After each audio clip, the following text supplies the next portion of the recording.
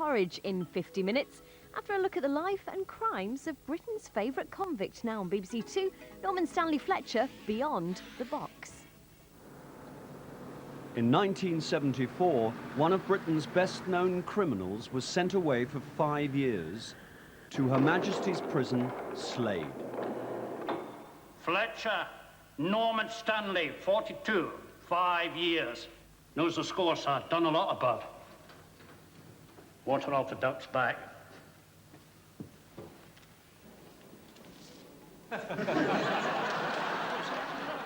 This is the life story of Norman Stanley Fletcher, using dramatic reconstructions, previously unseen footage, and exclusive interviews with family, friends, and associates.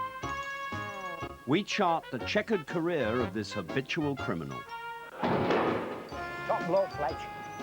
Always thinking. Loved by everyone was Fletch. Was that the old guy, the really old guy at the end of the bar, surrounded by young girls? I hate that.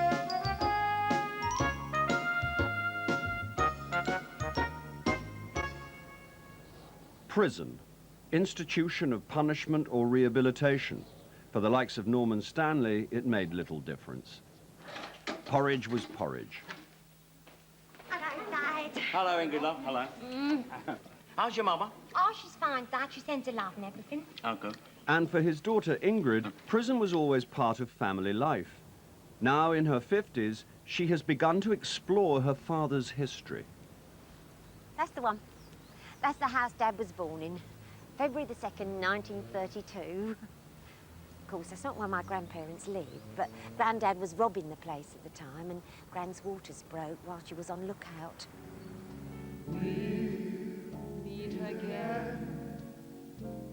Fletcher had a rich criminal ancestry, but he was also a child of his time.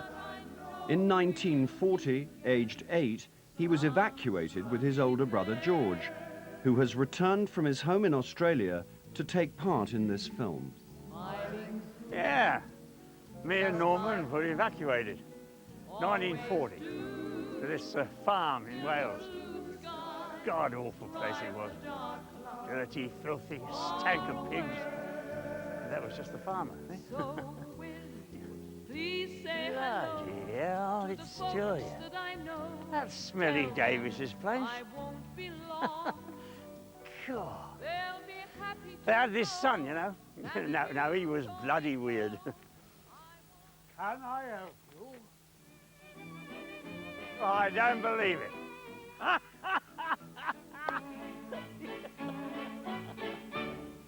Wartime rationing gave the Fletcher boys their first criminal opportunity. Yeah, we started an egg smuggling racket. We'd nick enough eggs for a couple of boxes, give them to the guard of the London train, who was in on it, and he'd get them to Dad to flog around Muswell Hill. This is amazing. After all this time. Do you remember the Fletcher brothers? Yes. I do remember. Get off! I'm telling Dad about you nicking the eggs. Shut up, you look. You're not telling anyone anything, you grey Welsh scrote. Egg smuggling was something Fletcher would return to in later life.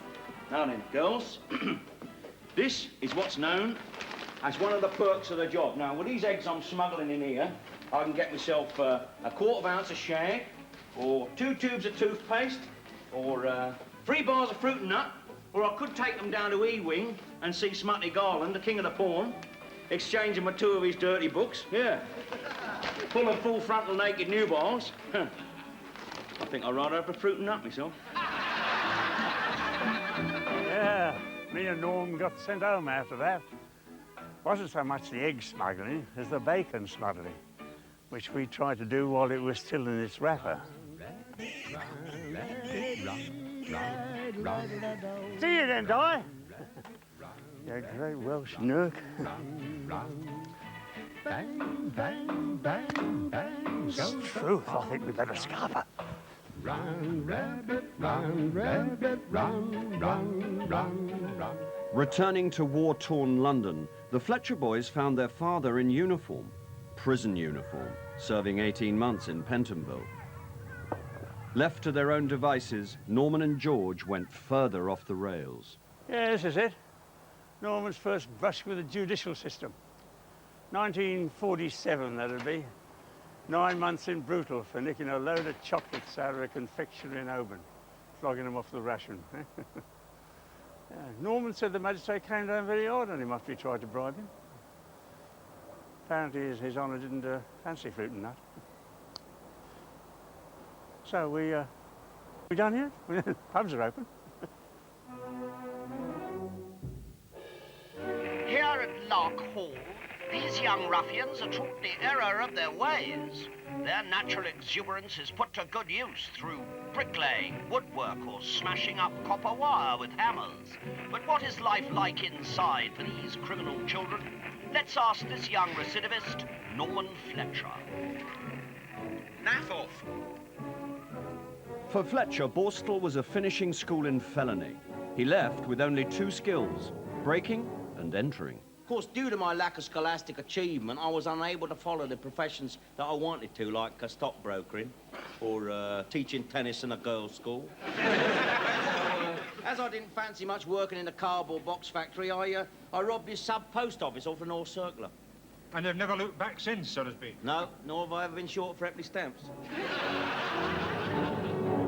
But in 1949, Fletcher was dragged away from a promising career in crime to do his national service. He did his best to avoid serving king and country, claiming flat feet. Now, I'm going to give you men a stringent medical.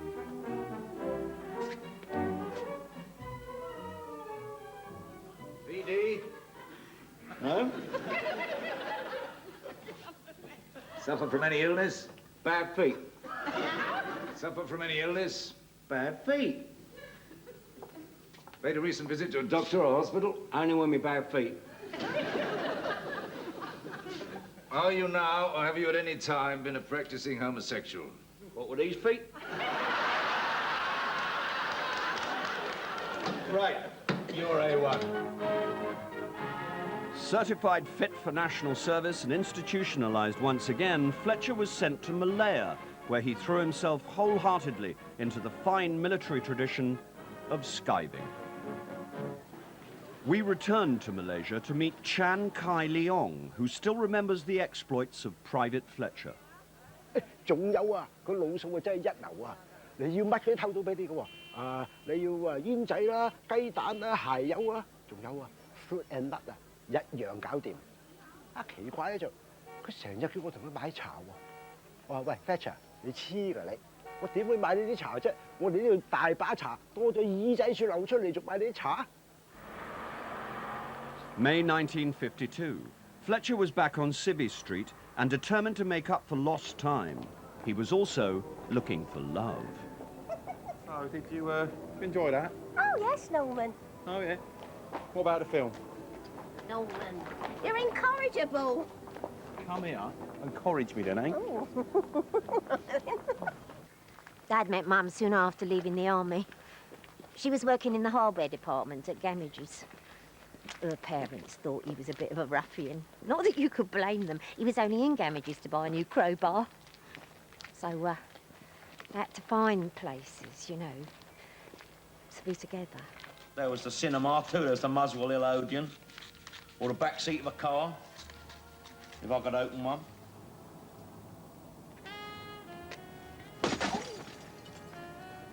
Your carriage awaits. Norman, you are awful. Hurry up, love. I'm freezing them off here. All right. Oh. All right, come here, you. Oh, Norman! Not the glass.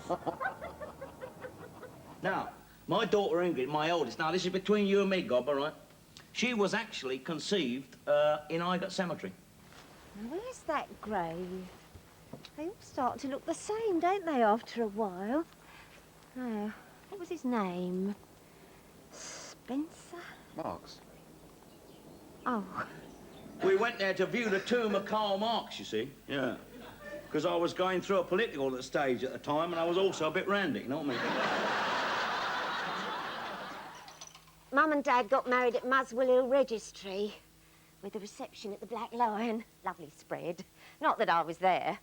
Well, I was in a way, but Mum made sure she got a dress that didn't show too much. And she paid for it and all. She wouldn't let Dad nick it for her. Could you just close them curtains for me? I'd forgotten we had this till you lot rang.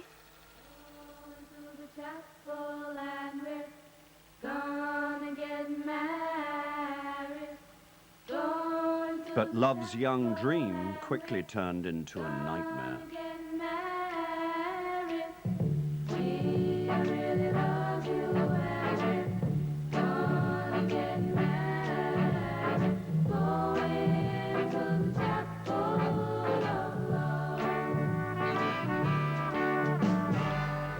Fletcher was found guilty of breaking and entering. His honeymoon and first 3 years of married life were spent here in Brixton Prison. Yeah, it was his first taste of real porridge. That sort of thing stays with you, you know. Brixton certainly changed Norm. He learned a very valuable lesson. What do you think that was? Don't get caught. Martin Gillespie first met Fletcher in Brixton. Once you've been in prison, once you've got a criminal record, it's very hard to go back. You're branded thief, villain, antisocial element. For my nerves. Prisoners think they have it bad, but it's the welfare officers who really suffer.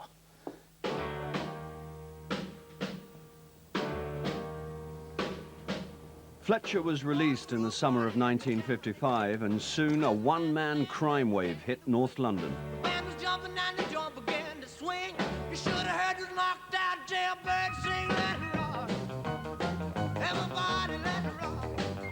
While the world and his wife were out rocking and rolling, Fletch was strolling off with all their worldly goods.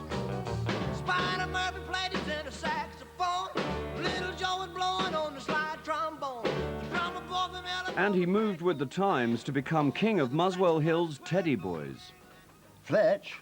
Oh, yeah, rock and roll, he was, yeah. King of the Teds, they called him. The tightest trousers in Muswell Hill. Ooh, he could be a bit leery when he wanted, yeah. But he was a very good singer, though, you know, yeah. I used to say to him, if he hadn't devoted his life to crime, he could have been just like Cliff Richard. He said that was the biggest incentive to keep robbing he ever heard. It was a shame, though. I used to love hearing him sing. I used to do a lot of singing, you know, around the pubs, North London, like the Angel Walthamstow Friday night. Ladies and gentlemen, let's have a round of applause now for Frankie Fletcher. See the pyramids along the Nile. See the sunrise on a desert isle. Just remember, darling, all the while, that you belong to me.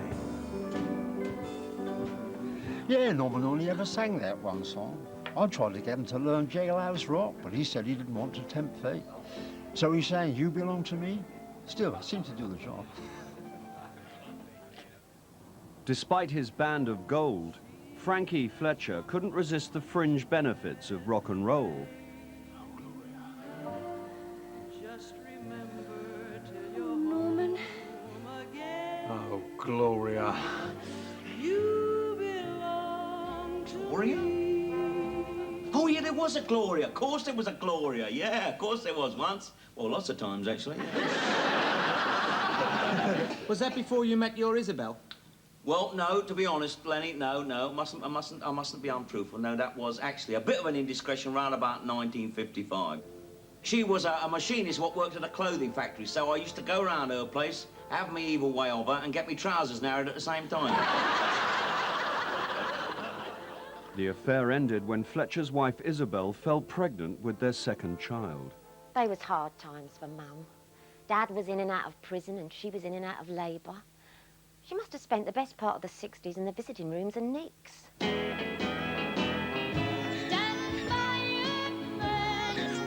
And Isabel Fletcher did stand by her man, from Brixton to the Scrubs to Maidstone. Are cold and lonely.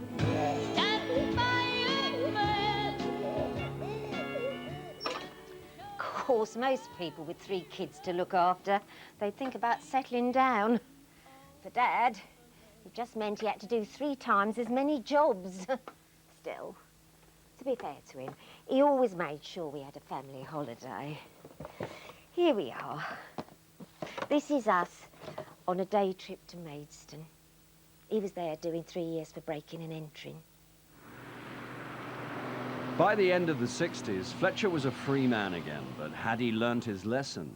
For goodness sake, I got the hippie shakes. As swinging Londoners tuned in and dropped out, Fletcher dropped in and turned them over. That was a good time for Dad. Well, for all of us. It was a long stretch he'd had out of prison. They were the best times, they were. He was around during the day and we was very comfortably off. The house was full of all the latest gadgets from, well, from other people's houses. Crime becomes habit, routine, the norm. That's what it was for Norman, the norm. It was the norm for Norman. Anyone count how many of those I took? I believe that criminals often need a shock for them to start to reevaluate their behavior. Not an electric shock. No, no. I'm not advocating torture. Though if you want torture, try being a welfare officer. For Fletcher, that shock came in 1974.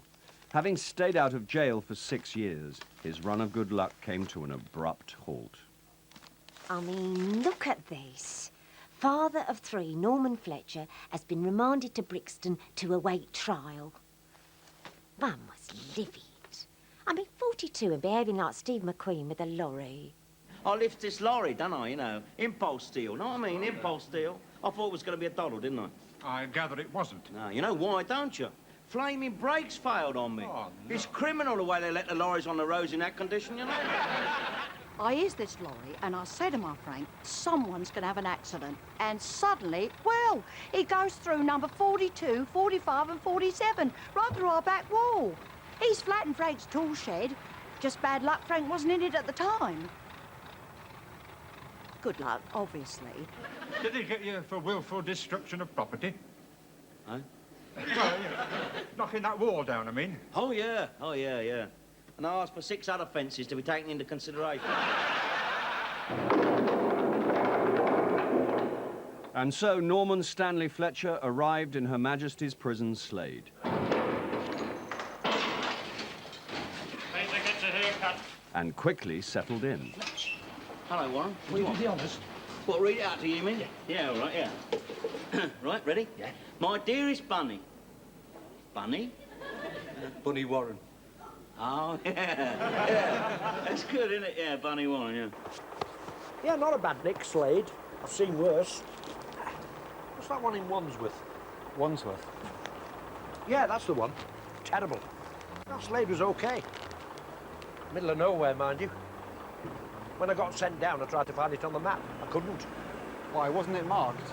Oh, yeah, but there. It's just that at the time I couldn't read anything, let alone maps. I miss you and think of us when you was at home and you used to take mine.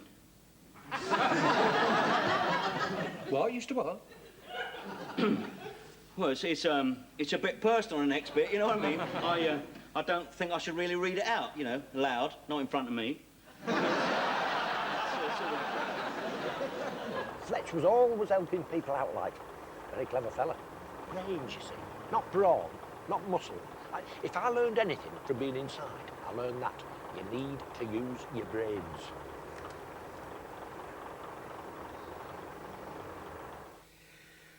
I know it was hard for him. Norman wasn't like the rest of us. Well, he certainly wasn't like me. He was older, had more responsibilities. I had Trevor and the cats, but he had a whole family to think of. His poor wife. I don't know how she does it. I just don't know how she does it. Oh, well, I'm not saying it ain't a bit hard for her at times. For instance, a few weeks ago now, she had to build a new coal bunker for herself. I mean, now that's no job for a woman, is it, eh? Oh, dear. You mean she had to mix the concrete and all that? Oh, no. Her mother came over and did that for her. You do miss your loved ones inside. I miss Trevor something awful, you know, just having someone to talk to. Isn't that right, Trevor? One man's life would be transformed by the time he spent inside with Fletcher. He was a survivor, Fletch. And that's important in Nick. Little victories, that's all you can ever win. Those days, I was a bit of a hard man. Youthful exuberance, that sort of thing. That's my own worst enemy. And there was a lot of competition. If anybody rubbed me up the wrong way, I'd fly off the handle. You know, I'd pick the handle back up and twat them with it. What the hell? Oh, sorry, son, sorry. And you watch where you're carrying going, Fletcher. I said I'm sorry, son. I'm sorry. It won't happen again, I promise you. Watch it. I will, yes. I don't want no bother, son, because I'm not a well man, see. I don't want no trouble with you, McLaren. Listen to me, you. I know you're a hard case. We all know that.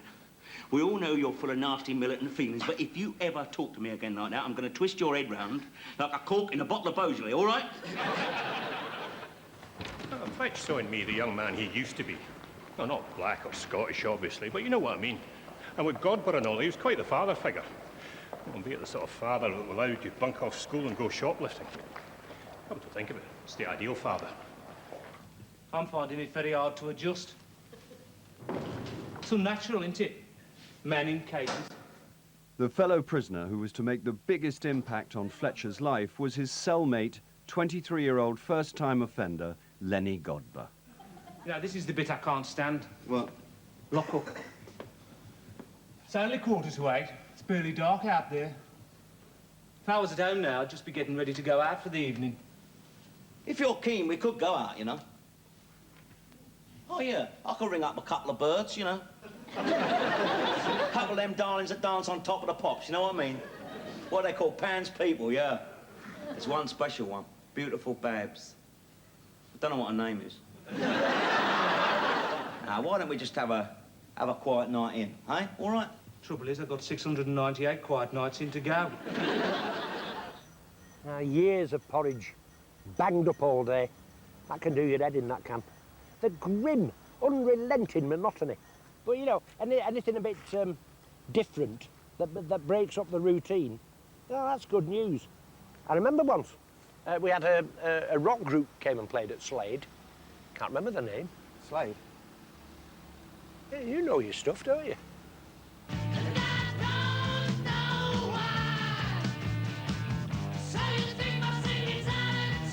Music from 1973, #1 single from the mighty Slade. No, I think it was an amazing event and a seminal live recording, I think, Slade at Slade.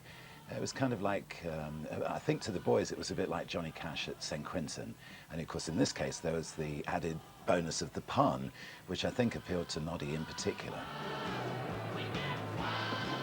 We actually covered the gig for the Old Grey Whistle Test, and it was a fantastic experience. In fact, I believe it was an experience that made the band more aware. Of what? Well, the need to lock the tour bus, for a start. I mean, Noddy lost one of his big hats. Even a couple of pairs of Dave's silver moon boots were stolen. I mean, I thought it was really out of order. One man who made sure he had front row seats for the concert was Slade Prison's Mr. Big, Harry Grout. So, well, when you were at Slade, did you meet Harry Grout? Harry Grout? Yes, I did. I met him when we were covering the gig. Apparently, he'd asked the band to do a version of Moon River. Of course, they didn't know the song at all, but they pretty quickly learned it. I mean, you know, he wasn't a guy to mess around with. Cocoa, Fletch? Oh, thanks. Don't mind if I do, huh? Sugar? Oh, thank you, yeah. Short sugar, are you? Yeah. Should I feed Seymour, Harry? Yeah, go on. Seymour? Oh, our clever friend, yeah, very nice, yeah. Well, he's a bit of company for me of an evening, you know. When I was in Parkhurst, I had a pigeon. Oh, like the Birdman of Alcatraz. Not really, no. Yeah. What'd you do with it when you had to move, like? I ate it.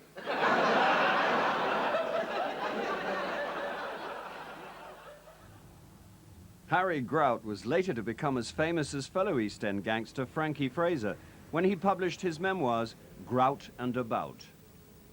Before we get to your last record, Harry, you mention in your book how much you enjoyed Desert Island Discs. Oh, that's right, Sue. Though I preferred Roy Plumley. Not the same with a woman, is it? Tell me about your next record. Moon River.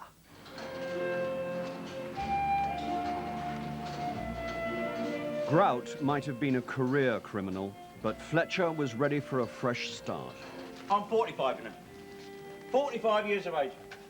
And I worked out that I've spent about 7 days, on average, 7 days out of every 30 in some nick or another. That's a week in every month, isn't it? Shocking waste. Fletcher was paroled in 1978, finally vowing to go straight. Well, off you go then. Just a minute, just a minute. Left something behind, have you? Yeah. 3.5 years of my life. Right then. Off you go. I want to hear this door shut behind me first. I'm supposed to see you off the premises.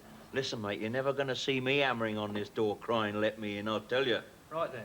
You better move on a bit sharpish. All right, all right.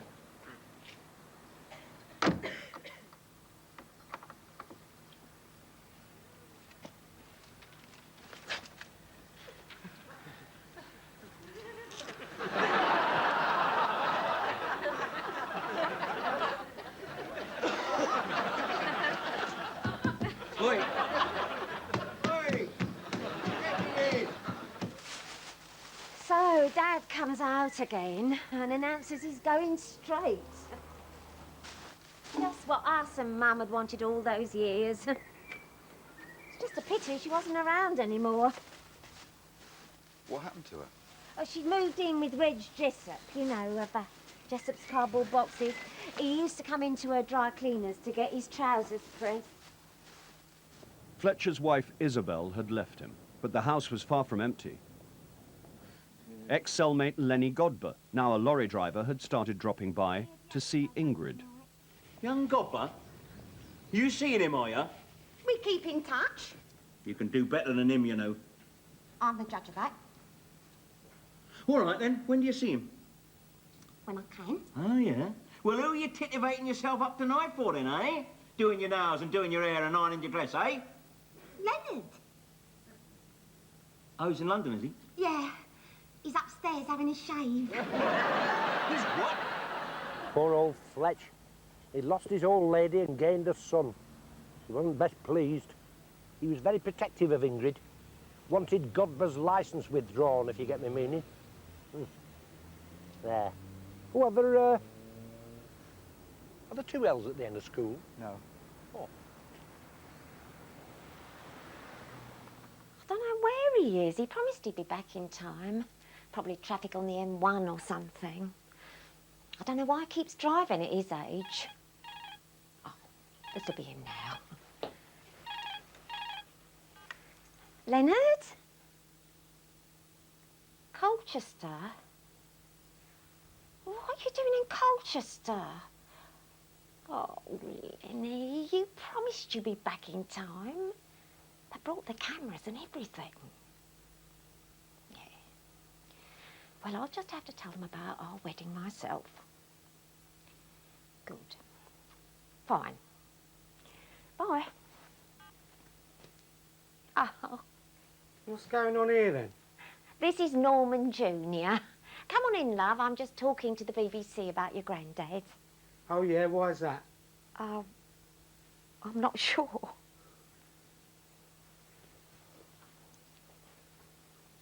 Do you know Cat Dealey? No, sorry. Sorry about him. He was planned and everything. Oi! Hey, it's a compliment, lovey. Sorry, where was I? The wedding. Oh, yeah. March the 5th, 1978. If there was one good thing to come out of prison, it was me and Lenny.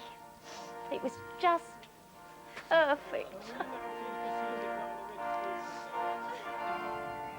Everything was changing for Fletcher. He was even forced to take his first proper job here at the Dolphin Hotel in Paddington. The owner, Harold McEwen, had a policy of taking on ex-cons. Of course, it's changed quite a bit since I had it. I sold up and moved to Malawi, wonderful place, great quality of life, and so on and so forth. A man can get really close to nature, run with the lions, etc., etc., and one wears far fewer clothes. Call it instinct, call it experience, but I'm generally able to assess a man. It was the same in Africa. I had to hire natives fresh from the bush. And basically, I had to judge at a glance whether these chappies were the sort who would do an honest day's work or run off with your livestock. But I never had cause to regret except on two unfortunate occasions. This is where Norman used to sit. I believe very strongly in giving people a second chance. I always used to take on convicts. One has to give people a second chance, doesn't one? Oh, yes. It was ever so strange, Fletch working for a living. It just didn't seem... Trev and I went out to see him, stayed at the hotel. It was a nice romantic weekend, wasn't it, Trev? We didn't tell Fletch at the time, but we actually nicked a couple of lovely matching bathrobes. After 2 years as the hotel's night porter, Fletcher was offered a promotion and more responsibility. He turned me down. Not only that, he resigned, handed in his notice and so on and so forth. I said to him, Fletcher, I'm not here to judge. A man must make his own decisions, etc., etc. But I was very sad to see Norman go, particularly as his replacement had away with the contents of the safe on his first night. Bad do. That sort of thing would never happen in Malawi. Except on two unfortunate occasions. All Fletcher wanted was an easy life, so when old associate Jim Grady offered him a night watchman's post at a warehouse, he jumped at the job. Mr. Grady, is it true that your company knowingly employs ex-felons? Therefore. And that you yourself have been linked to robberies in premises that your company was supposed to be guarding? I said naff off. No comment, naff off. Mr. Grady, why does your company employ criminals as security guards? Because they know what to look out for, don't they? Now naff off. Within the month, the warehouse was raided by none other than Harry Grout's gang, and Fletcher found himself dragged back into the criminal world of Grouty. Well, this is lovely, isn't it? Nice little reunion we're having here.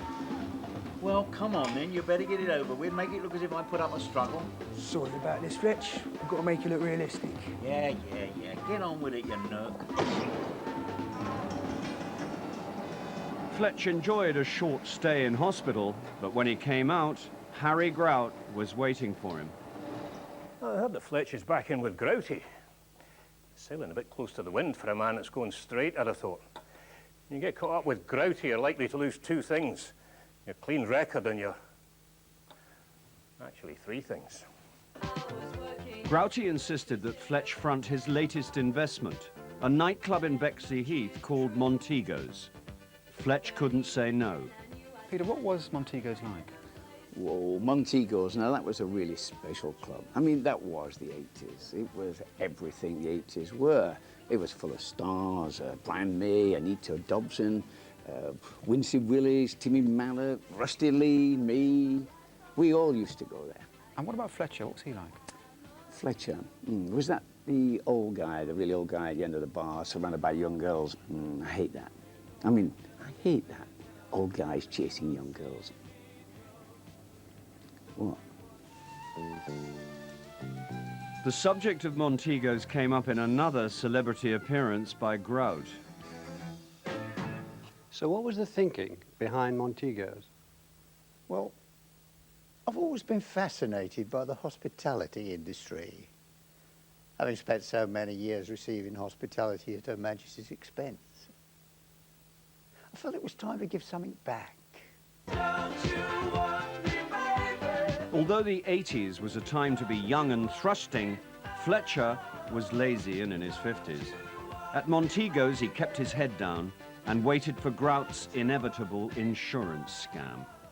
Of course, the club burnt down in suspicious circumstances, didn't it? Suspicious, Melvin. Unfortunate, certainly. Who could have predicted such a freak electrical accident? Well, it was rather... Rather what? Nothing. I mean, when is a business owned by Harry Grout not burnt down? Luckily for Dad, it was his night off when the place went up. Like he told the police. He didn't know his arson from his elbow. So then, Uncle George sends Dad a video from Melbourne, I think. George, Fletcher's older brother, had emigrated to Australia in the early 70s. Oh, it's hotter than a Balinese stripper. This is what you're missing, Norm. Come on over, mate, you'll love it. Yeah, it's true. In 1988, Fletcher made the surprising decision to sell up and join George down under. I think he reckoned Australia would be a new start. No one over there would mind he was an ex-convict. It would be like he was their granddad. But when Fletcher arrived in Sydney, disaster. His brother had vanished. See, I'd had a little setback. Namely, 12 months community service in the Koala Reserve. Following a little confusion over some some car parts. I know I should have told Norman. But he never did take bad news well. Fletcher was running out of options. He returned to London in the midst of a property boom. By the time Dad got back from Australia, the money he got for his old house wasn't enough to buy it back. He was on the street. On the street outside our front window, to be precise. They were hard times. Country was being screwed front and back. I'd always been angry, but Slade taught me to think a bit more, you know, as well as giving me a welding diploma. So I joined the SNP. Should we go across? I'm the education spokesman now. No bad for a wee orphan bastard that was found wrapped up in a copy of the Glasgow Herald on a Greenock housing estate, eh? Help the poor blind, doggy. Things were about to get even worse for Fletcher when he ran into Bernard Ives, another Slade alumnus and a lifelong con man. Help the doggies. Oh, thank you very much, sir. Oh. Here, listen. This is foreign. Don't you care about the doggies, then? Cheapskate. Got the spuds, Mr. Ives? Yeah. Here, listen, Fletcher. What? How much do they weigh, then? You know already, don't you? No, of course I don't. There's no scales out there. All right. What's the bet, then? All the eggs you've got in there. You crafty nerd. All right. Against what? Ounce of snap? You're on. What about you, son? You in? I know. Right. Nearest one, eh? Nearest one, eh? £23. I'll say 27. You gave that a lot of thought, didn't you? Well, just over 27. Well, would you believe it? Just over 27. Help the poor blind doggy. Jobless and homeless, Fletcher rented this flat from Ives. Here, listen. I rented that flat to Fletcher in good faith. I mean, how was I to know about the rising damp or the subsidence? Henry Road.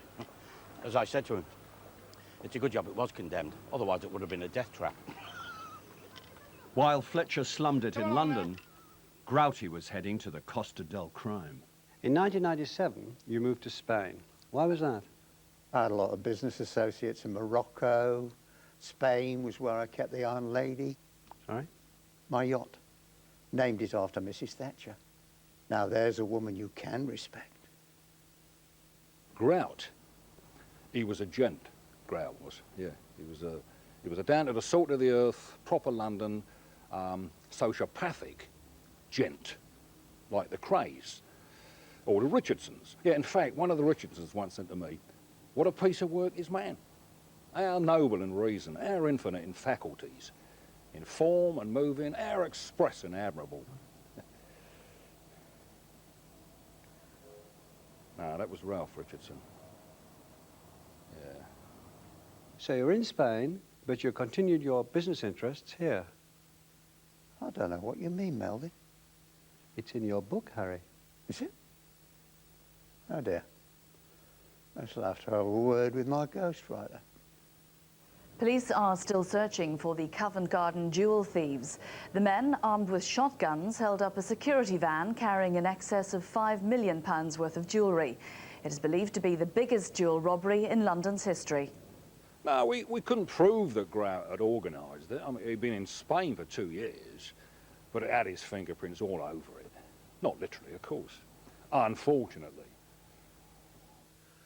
A lot of people have suggested you were involved in last year's Covent Garden jewel robbery. A lot of people had better keep their mouths shut then. I was in Spain, Melvin. How could I possibly have organised that? Over the phone? So what happened next in the year 2000? Summer of 2000? Yeah. We all decided to go on a Fletcher family holiday. First time in, well, probably ever. Costa del Sol. Fletcher had no idea that the trip would change his life in more ways than one. When we arrived, we hit the beach and, Dad being Dad, he went to the pub. And that's where he met her. I couldn't believe it after all these years. There she was, pulling pints at the Dog and Dago. Gloria. Norman. Oh, Gloria. You belong to me. Gloria? Oh, Norman. Well, I was pleased for Dad. I mean, he deserved a bit of romance back in his life. I mean, I'm not condoning him sneaking off with her behind Mum's back, but all water under the duck's bridge now, as they say. Yet another twist of fate awaited Fletch on the plane home, in the shape of Harry Grout. To Fletch and the family, all the best, Grouty. We was on our way back from Spain, and there, right next to us, across the aisle, was Harry Grout. Our Dad laughed. Well, once he'd recovered from the shock. Grouty wrote this just before he, The funeral was held today of one of the East End's most notorious gangland figures, Harry Grout. Grout, who died on board a plane returning to England from Spain, was believed to be the brains behind 2000's Covent Garden jewel robbery, the proceeds from which have still not been recovered. Police sources have revealed that Grout may have taken the whereabouts of the jewels with him to his grave. He had a lovely send-off. Barbara Windsor was there.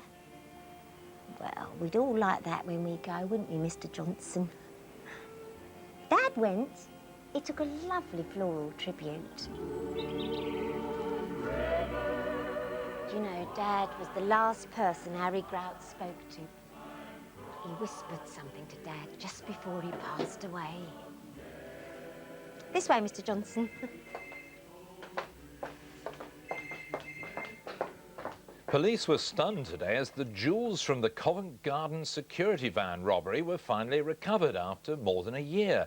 They were found by a 70-year-old North London man, Norman Stanley Fletcher.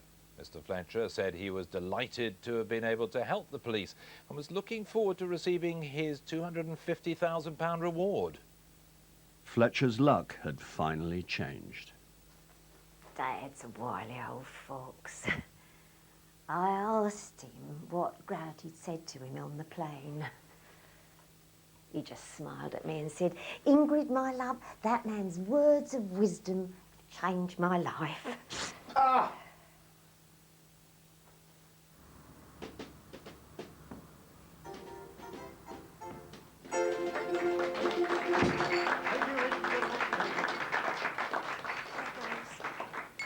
With his reward money, Norman Stanley Fletcher bought a pub in Muswell Hill.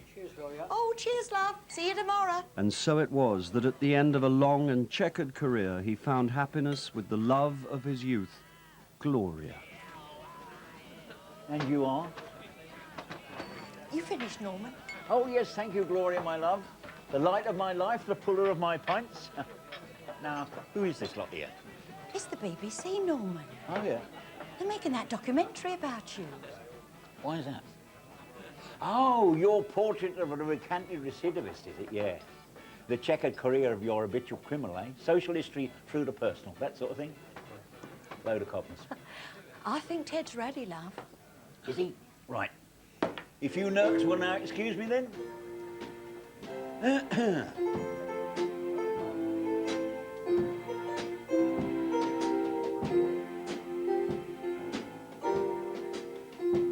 See the pyramids across an aisle. Watch the sunrise on a tropic isle. Just remember, darling, all the while you belong to me.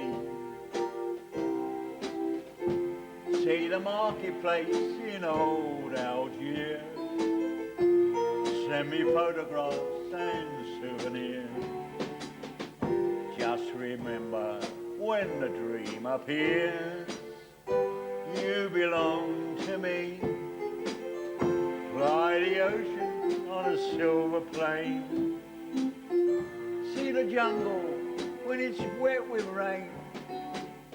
Just remember till you're home again, you belong to me. You belong to me. Yay! Thank you. Thank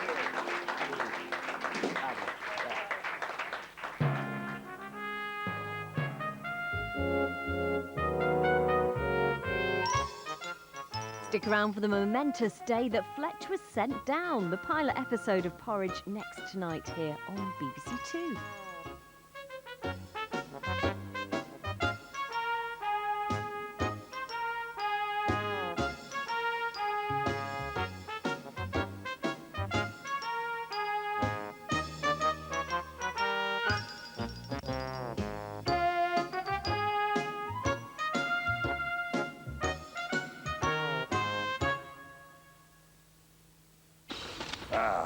Look around, find a wall. Which is the toughest car of all?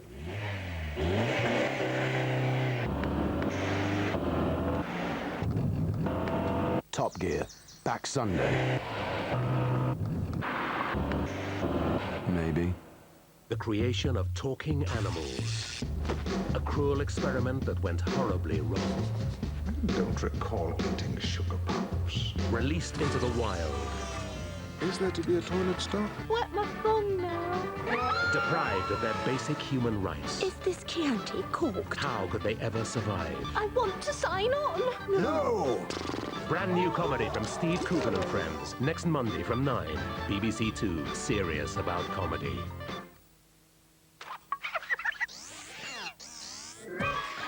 Revisiting two major royal events in half an hour in a double bill of days that shook the world. After a flashback to 1973, now on BBC Two, Fletch is prison-bound, but not without a struggle in the first ever episode of Porridge.